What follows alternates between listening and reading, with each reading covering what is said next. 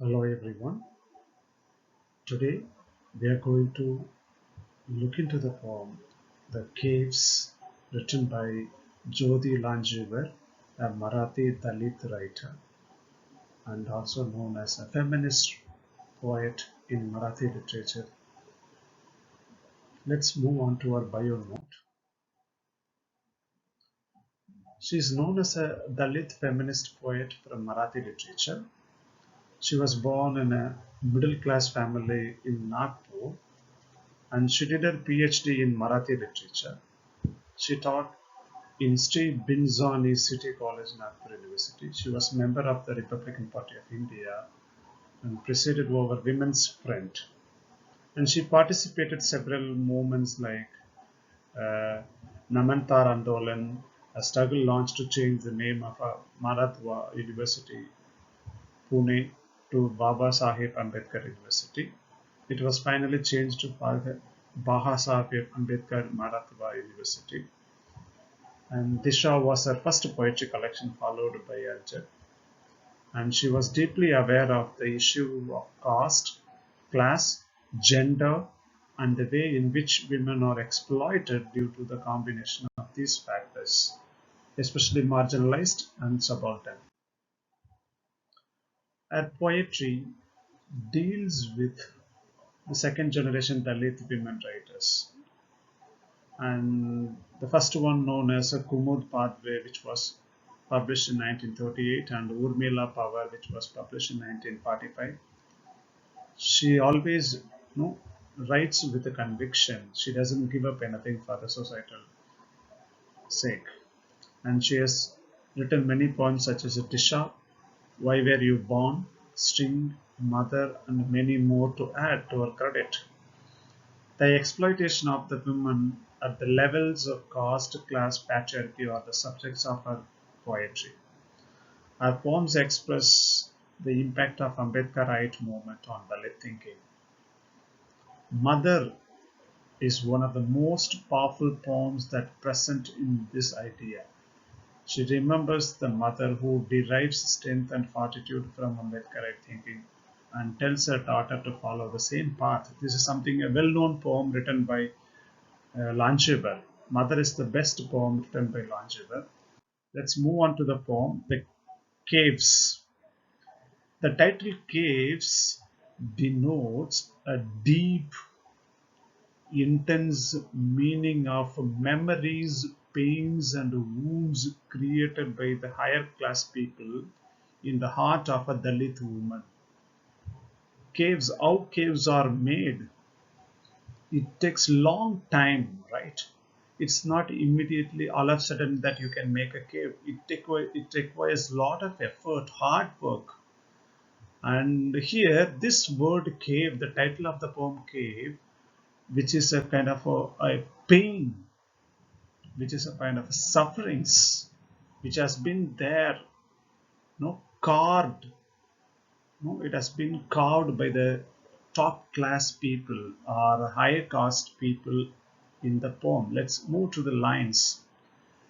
The beginning of the poem itself, the narrator tells us a first person singular. She narrates this poem in a first person singular. Of course, you can consider it.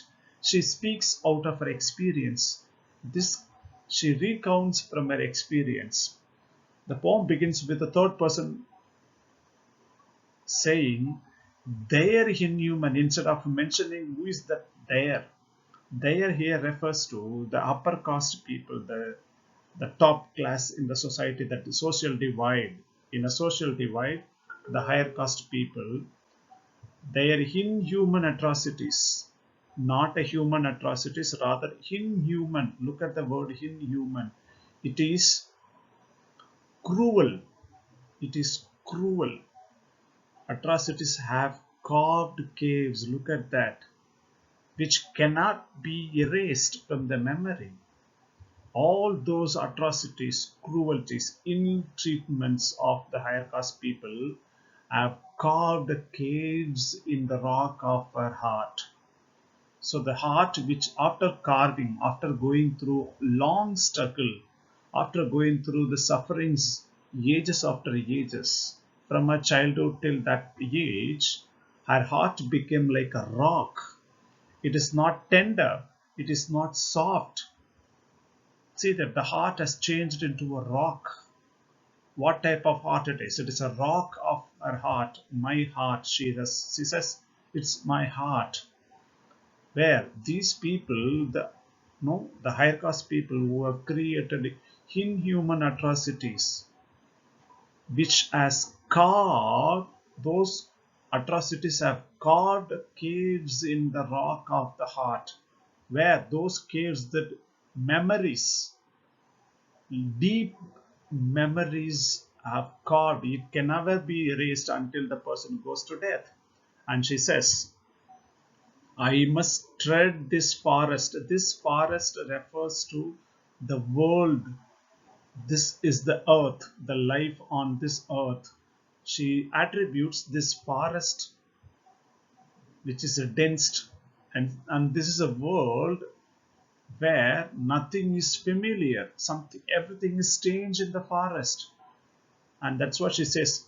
She must tread this forest with wary steps, careful steps.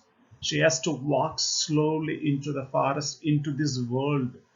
Eyes fixed on the changing times. Look at that. Eyes are fixed, directed towards a particular point. And the changing times, look at that. Time changes, that relates, everything is not the same. The tables have turned now. Look at the tables here, refers to the power structure. It is not only those people who enjoy being in the power always. And look at that. As a result of protest sparking everywhere, here and there, so many movements started voicing against unjust practices, especially in the name of a caste. Now here it refers to now here in the present, now there in the minds of those people in the places of the higher caste. And she also says, I have been silent all these years. Look at that. She has been muted. She has been silent. She never agitated. She never refused, resisted listening to the voices of right and wrong. Never thought like the changes would happen. And then, but now I will fan the flames of human rights. Look at that. Fan the flames. Intrigue. Trigger the minds. Trigger the people with the human rights. How did we ever reach to this place, this land which was never mother to us? If it is, this is what they call it. The land was not as a motherland for her. Why? It never gave motherly care. It never gave motherly love. It never gave motherly affection to them. Why? Because they are the subaltern group. They are the marginalized. They are the weaker section in the society. They are the Dalits, and they were not treated as as a children of this land.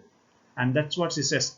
How did we ever reach this place, to this land, India, which was never mother to us, which never gave us even the life of cats and dogs. Life of cats and dogs. Look at that privilege. No, even the cats and dogs have life on this earth, but only the human beings, we have divisions in the name of a caste. And I hold their unpardonable sins as a witness. The atrocities, the sins that they have committed are unpardonable. Those sins can never be forgotten. Those sins never be forgiven. And that's what she says, unpardonable sins as a witness, and turn here and now. And finally, there is a rebel, not a silent, not muted, not voiceless. Rather, there is going to be a rebel. With that, the lecture comes to an end. Thank you.